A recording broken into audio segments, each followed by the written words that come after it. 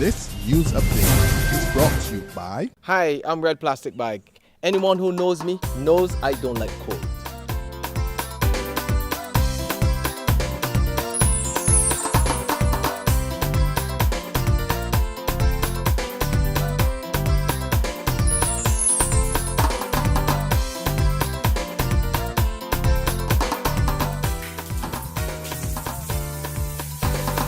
Sunshine reigns in my country. I love it. Get your sun power.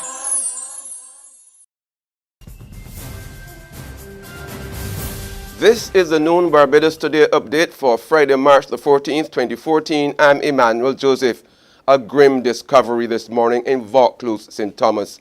Police report that the body of Guyanese Onika Militia Gulliver, who has been missing since Tuesday night, was found near the abandoned racetrack. Our Ryan Gilles is on the scene.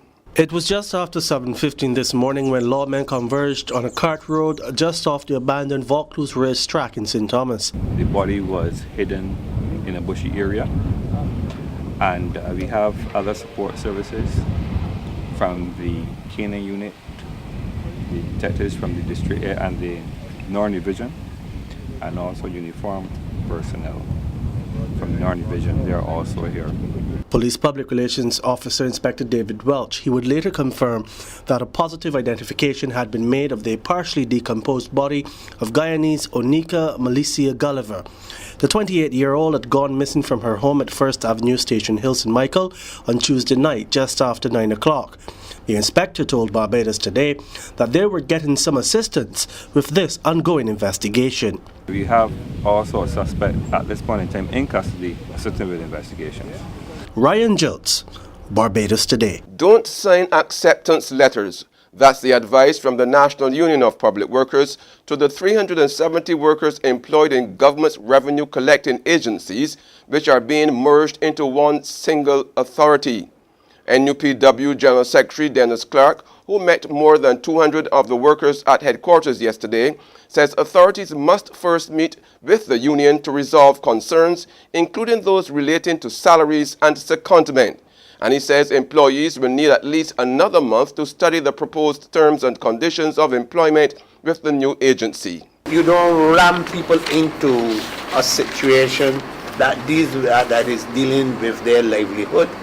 It is something that we were trying to negotiate over time, and the negotiations only came to some sort of conclusion, not full conclusion, a couple of weeks ago. So you can't go and ram it down the throats of the workers. The workers must have time to study it.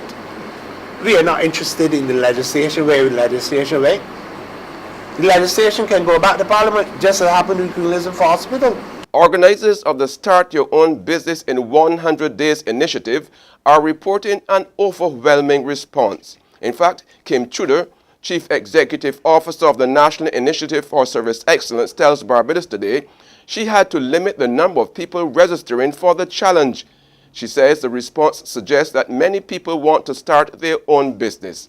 I think there's a greater awareness and there's a greater support for entrepreneurs. So certainly in this case, we are supporting them and giving them some guidance.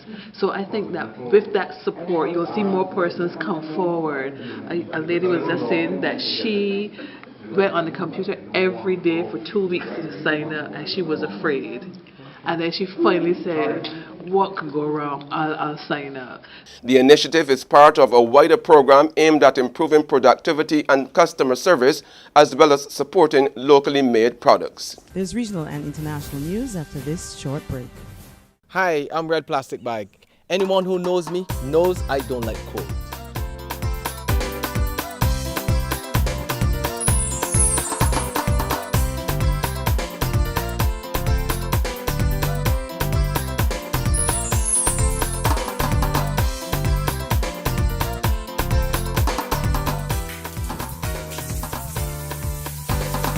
Sunshine reigns in my country. I love it.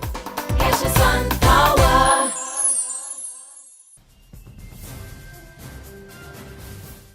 Over in Jamaica, police are investigating the firebombing of a police station in St. James early this morning. According to police, the unknown assailants threw 2 Molotov cocktails at the Amity Hall police station. There were no reports of damage to the building nor the vehicles parked on the compound. The authorities say they are baffled at the incident, given that Amity Hall is a quiet rural community with little or no crime. On the international scene, investigators probing the mysterious disappearance of Malaysian Airlines Flight 370 have shifted their attention to suspected foul play, as new evidence suggests the plane was diverted hundreds of miles off course. Experts have expanded the international search towards the Indian Ocean as they work on the theory that someone who knew how to fly a plane deliberately plotted a new route, either by flying the Boeing jet manually or by programming the autopilot. According to experts, the aircraft sent signals to a satellite for 4 hours after it went missing, an indication that it was still flying for miles. A senior Malaysian police official confirmed they are looking at sabotage and they have not ruled out a possible case of hijacking. The jetliner with 239 people on board disappeared nearly a week ago as it flew between Kuala Lumpur, Malaysia and Beijing. That's the noon update. Join us again at 6. Until then, log on to www.barbadostoday.bb, subscribe to our e-paper and like us on Facebook to get more news and sports. I'm Emmanuel Joseph. This news update is brought to you by Hi, I'm Red Plastic Bag. Anyone who knows me knows I don't like cold.